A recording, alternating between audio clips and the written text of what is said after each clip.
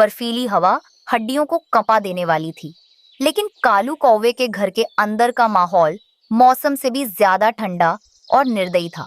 गोरी कौवी मूंगफली खा रही थी, जबकि कालू की बूढ़ी माँ कोने में फटे हुए कंबल में ठिठुर रही थी। अरे ओ बुढ़िया, कब तक वहाँ कोने में पड़ी रहेगी? देख नहीं रही घर में पानी खत्म हो गया है? जा बाहर से बर्फ पिघलाकर पानी ला। वाह, बाहर बहुत बर्फ गिर रही है। मेरे पंख काम नहीं कर रहे। मुझे थोड़ी सी मूंगफली दे दे, पेट में बहुत दर्द है। काम चोर कहीं की, खुद तो कुछ करती नहीं, ऊपर से मूंगफली चाहिए। ले ये खा। गौरी ने जानबूझकर 2 दिन पुरानी सूखी रोटी का एक टुकड़ा माँ की तरफ फेंका। माँ की आंखों में आंसू आ गए, लेकिन उसने चुपचाप रोटी उठा ली। तभी कालू अंदर आया, जो खुद ठंड से कांप रहा था। उफ, आज तो जानलेवा ठंड है। गौरी, जल्दी से कुछ गरम खाने को दो। जी, मैंने आपके लिए गर्मा गर्म खिचड़ी बनाई है, आप खाइए। लेकिन ये आपकी माँ, ये मुझे चैन से जीने नहीं देती, सारा दिन बस खांसती रहती है। माँ, तुम थोड़ा धीरे नहीं खा सकती? गौरी को परेशानी होती है। बेटा भी बदल गया। मेरे पास वो चांदी का जादुई सिक्का है जो पुश्तैनी है, लेकिन उसकी शक्ति तभी जागेगी जब कोई मुझे दिल से प्यार करेगा। यहाँ तो मेरा कोई मोल नहीं। और बाहर बर्फीला तूफान तेज हो गया था। गौरी ने घर में झाड़ू लगाते हुए जानबूझकर एक मिट्टी का बर्तन गिरा दिया और सारा दोष माँ पर डाल दिया। हाय, मेरी किस्मत फूट गई। कालू जी, देखिए आपकी माँ ने क्या किया, मेरा पसंदीदा बर्तन फोड़ दिया। अब मैं इस घर में इस बुढ़िया के साथ एक पल नहीं रहूंगी। या तो ये रहेगी या मैं और जग्गू। माँ, अब बहुत हो गया। तुम्हारी वजह से मेरे परिवार में क्लेश हो रहा है। मैंने कुछ नहीं किया। बर्तन तो गोरी के पंख से। बस एक शब्द और नहीं, अपना सामान उठाओ और निकल जाओ यहाँ से। बेटा, बाहर तूफान है, मैं मर जाऊंगी। तो मर जाओ, हमें चैन तो मिलेगा। जग्गू, अपनी दादी का वो पुराना पोटली बाहर फेंक दे। कालू और गौरी ने मिलकर बूढ़ी माँ को धक्के मारकर घर से बाहर बर्फ में निकाल दिया। माँ जी बर्फीली हवाओं से लड़ती हुई पास के पेड़ पर रहने वाले कबूतर और लूसी के पास पहुंची। लूसी बेटी, दरवाजा खोलो। माँ जी, आप इस हालत में? क्या हुआ? कालू और गोरी ने मुझे निकाल दिया, मुझे बचा लो। चलो लूसी, हम अभी कालू के घर चलते हैं, ये अन्याय है। वे तीनों कालू के घर जाते हैं। लूसी जोर से दरवाजा खटखटाती है। कालू, शर्म नहीं आती तुझे? अपनी बूढ़ी माँ को इस तूफान में बाहर निकाल दिया। गौरी बाहर निकलती है, उसके हाथ में एक डंडा है। ए लूसी की बच्ची, तू हमें सिखाएगी? निकल यहाँ से, वरना तेरा भी वो हाल करूंगी जो सोचा नहीं होगा। गौरी ने लूसी पर डंडे से वार किया और कालू ने उन्हें वहां से चले जाने को कहा। कबूतर, तुम लोग चले जाओ, वरना बुरा होगा। ये हमारा निजी मामला है। लूसी और कबूतर मजबूर होकर माँ जी को अपने घोंसले में ले आए, लेकिन उन्होंने भी असमर्थता जताते हुए कहा कि वे उन्हें हमेशा नहीं रख पाएंगे। माँ जी, हमारा घर बहुत छोटा है, आज रात आप यहाँ रुक जाइए, लेकिन हमें माफ कीजिएगा, हम आपको हमेशा नहीं रख पाएंगे। अगले दिन बर्फबारी थोड़ी कम हुई थी, लेकिन ठंड बरकरार थी। माँ जी एक सूखे पेड़ के नीचे बर्फ पर बैठी अपनी पुरानी पोटली सीने से लगाए रो रही थी। तभी रीमा चिड़िया वहां से गुजरी। वह बहुत गरीब थी और दाने की तलाश में निकली थी। अरे, ये तो कालू की माँ है। रीमा नीचे उतरी और माँ के पास गई। माँ का शरीर ठंड से नीला पड़ रहा था। माँ जी, आप यहाँ बर्फ में क्यों बैठी हैं? मुझे मेरे बेटे ने निकाल दिया। मेरे पास जाने को कोई जगह नहीं है। रीमा की आंखों में आंसू आ गए। उसने अपनी फटी हुई शॉल माँ के ऊपर डाल दी। आप चिंता मत कीजिए, मेरा घर छोटा है, गरीब हूँ, लेकिन दिल में जगह बहुत है। आप मेरे साथ चलिए। उन्हें अपने घर ले गई। रीमा का घर मिट्टी और तिनकों का बना था, जहाँ उसके 2 बच्चे गुड़िया और कुकू भूख से बिलख रहे थे। माँ, तुम आ गई? कुछ खाने को लाई? हाँ बेटा, और देखो, आज हमारे घर नानी माँ भी आई हैं। रीमा ने जो थोड़े से दाने जमा किए थे उन्हें पकाया। उसने अपने हिस्से का खाना माँ जी को दे दिया। माँ जी, ये लीजिए, गरम है, शरीर में जान आएगी। बेटी, तूने अपने हिस्से का खाना मुझे दे दिया, तू क्या खाएगी? मेरा पेट तो आपको खाते देख ही भर गया। दिन बीतते गए। रीमा काम पर जाती और माँ जी बच्चों का ख्याल रखती। वे उन्हें कहानियाँ सुनाती और रसोई संभालती। बच्चे अब उन्हें सगी नानी से ज्यादा प्यार करने लगे थे। रीमा अपनी हैसियत से बढ़कर माँ जी की सेवा करती। एक रात बाहर भयंकर तूफान था और घर की छत से पानी टपक रहा था। रीमा ने घर का आखिरी सूखा कंबल माँ जी को ओढ़ा दिया और खुद एक कोने में सिकुड़कर बैठ गई। माँ जी की आंखों से आंसू निकला और उनकी पोटली पर गिरा। अचानक सिक्का हवा में उड़ा और देखते ही देखते मिट्टी की दीवारें चांदी में बदलने लगीं।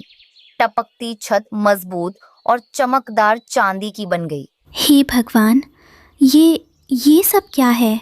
ये मेरे चांदी के सिक्के का जादू है बेटी। ये सिक्का एक ऐसे दिल की तलाश में था जो निस्वार्थ सेवा करे। कालू और गोरी ने मुझे ठुकरा दिया, लेकिन तूने मुझे अपनी माँ समझा। अब ये चांदी का महल तेरा है।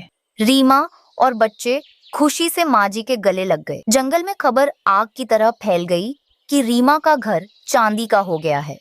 जब यह बात कालू और गौरी को पता चली तो वे लालच में वहां पहुंचे और माफी का नाटक करने लगे। माँ, ओ मेरी प्यारी माँ, हम आ गए, हमें माफ कर दो, हमसे बहुत बड़ी गलती हो गई थी। हाँ माँ जी, मुझे तो रात भर नींद नहीं आई आपकी चिंता में।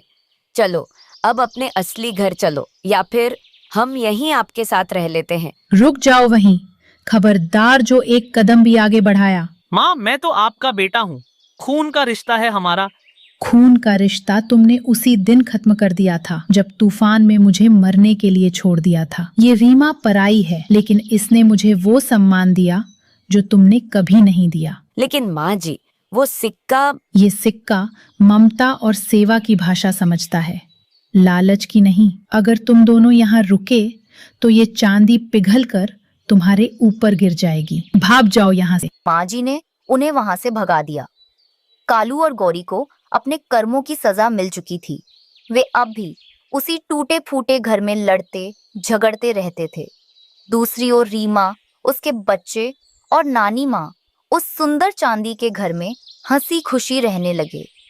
उस कड़ाके की सर्दी में भी रीमा का घर प्यार की गर्मी से भरा हुआ था। वो जंगल जो कभी हरे भरे पेड़ों और पक्षियों की चहचहाहट से गूंजता था, आज खामोश था।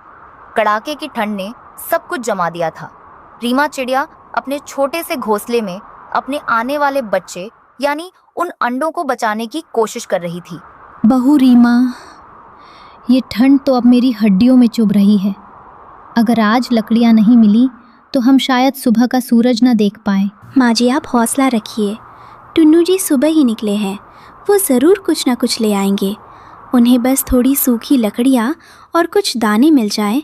लेकिन बाहर तो तूफान जैसा माहौल है, मुझे टुन्नू की बहुत चिंता हो रही है। वो बहुत समझदार है माँ जी, वो अपना ख्याल रखेंगे। आप बस इन अंडों के पास सट कर बैठिए, इन्हें ठंडी हवा नहीं लगनी चाहिए। इधर टुन्नू अपनी जान पर खेलकर भोजन की तलाश में भटक रहा था। उसकी आंखों में बस अपना परिवार था, उसकी पत्नी, उसकी बूढ़ी माँ और उसके 2 अंडे। हे भगवान, आज तो एक तिनका भी सूखा नहीं मिल रहा। अगर मैं खाली हाथ लौटा तो मेरा परिवार ठंड से मर जाएगा। मुझे हिम्मत नहीं हारनी है। तभी टुन्नू की नजर एक पुराने बरगद के पेड़ के नीचे पड़ती है। वहाँ बर्फ के बीच एक लाल लाल सेब और कुछ सूखी टहनियाँ पड़ी थीं। अरे वाह, फल और लकड़ियाँ दोनों एक साथ। शायद भगवान ने मेरी सुन ली। टुन्नू तेजी से नीचे उतरता है। वो आसपास देखता है, सब शांत है। जैसे ही वो फल उठाने के लिए आगे बढ़ता है, तभी ऊपर से एक जाल उस पर गिरता है। बचाओ, कोई है? ये जाल कहाँ से आ गया? अरे मैं तो फंस गया। झाड़ियों के पीछे से किसान निकलता है।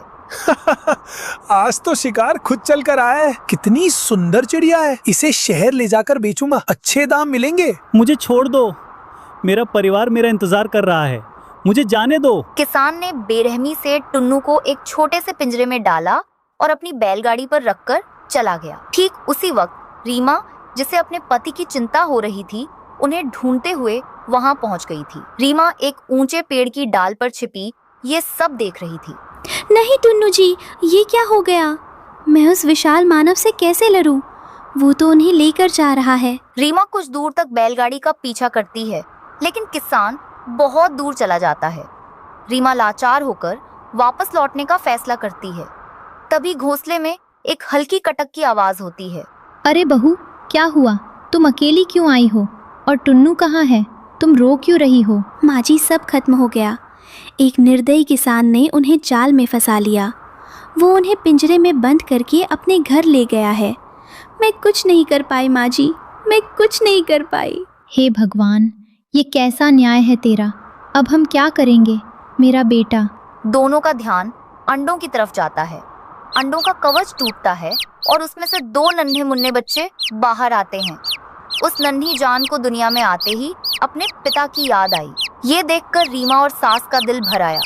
जहाँ घर में खुशियाँ गूंजनी चाहिए थीं, वहाँ सन्नाटा था।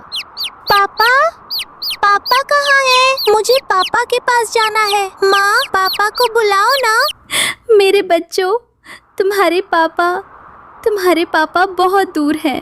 देख बहू, इस मासूम ने अभी आंखें खोली हैं और ये पिता को पुकार रही है। क्या ये अनाथ ही रहेगी? नहीं माँ जी, मेरे बच्चे अनाथ नहीं होंगे। मैं टुन्नू जी को वापस लाऊंगी। रोने से कुछ नहीं होगा, मुझे कुछ करना होगा। सास की बात और बच्चों की पुकार ने रीमा के अंदर सोई हुई हिम्मत को जगा दिया।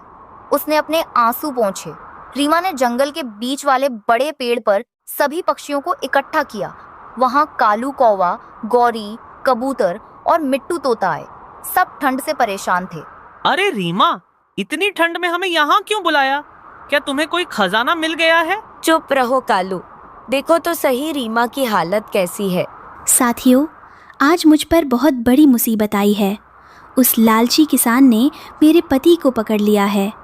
मेरे घर में आज ही 2 नन्ही जान आए हैं और वो अपने पिता के लिए रो रहे हैं। मुझे आप सबकी मदद चाहिए। लेकिन रीमा, वो इंसान है, हम उनसे कैसे लड़ सकते हैं? वो हमें भी पकड़ लेगा। जानती हूँ, पर क्या हम पक्षियों में एकता नहीं है? आज टुन्नू फंसे हैं, कल तुम में से कोई और हो सकता है। अगर हम सब साथ मिलें तो शायद उसे डरा ना सके, पर उसके दिल को पिघला तो सकते हैं। मेरे उन नन्हे बच्चों के लिए कृपया मेरी मदद करो। रीमा की आंखों में दर्द देखकर कालू का भी दिल पसीज गया। ठीक है, अब ज्यादा इमोशनल मत करो, हम चलेंगे। देखते हैं उस किसान की क्या मजाल। हाँ, हम सब तुम्हारे साथ हैं रीमा। सभी पक्षी उड़ते हुए किसान के घर के आंगन में पहुंचते हैं। रीमा आवाज लगाती है। किसान की पत्नी बाहर आती है। रीमा उसे सारी बातें बताती है। माँ जी, मेरे पति को आज़ाद कर दीजिए, हम पर दया कीजिए। मेरे 2 छोटे छोटे बच्चे हैं। किसान की पत्नी को अपने पति पर बहुत गुस्सा आता है। चिड़िया, मुझे माफ कर दो। मेरे पति ने थोड़े पैसों के लिए ऐसा किया होगा। मैं अभी तुम्हारे पति को बाहर ले आती हूँ। वो अंदर जाकर टुन्नू को बाहर ले आती है। उस समय किसान घर पर नहीं था। ये लो, इसमें भोजन है तुम सबके लिए। आराम से खाओ और साथ में ले जाओ। किसान की पत्नी रीमा से माफी मांगती है और उन सबको ढेर सारा अनाज देती है। आपका बहुत बहुत धन्यवाद माँ जी। वे सभी खुशी खुशी से अनाज खाते हैं और अपने अपने घर वापस जाते हैं। अपने बेटे को देखकर बूढ़ी माँ की जान में जान आई। हाय मेरे प्यारे बच्चे, मैं आ गया। अब मैं तुम्हें छोड़कर कभी नहीं जाऊंगा। आज अगर मेरे दोस्त साथ ना होते तो ये मुमकिन नहीं था। पर हाँ रीमा, अगली बार दावत का इंतजाम पक्का रखना। उस सर्द रात में भले ही बाहर बर्फीला तूफान था, लेकिन उस छोटे से घोंसले में प्यार की गर्माहट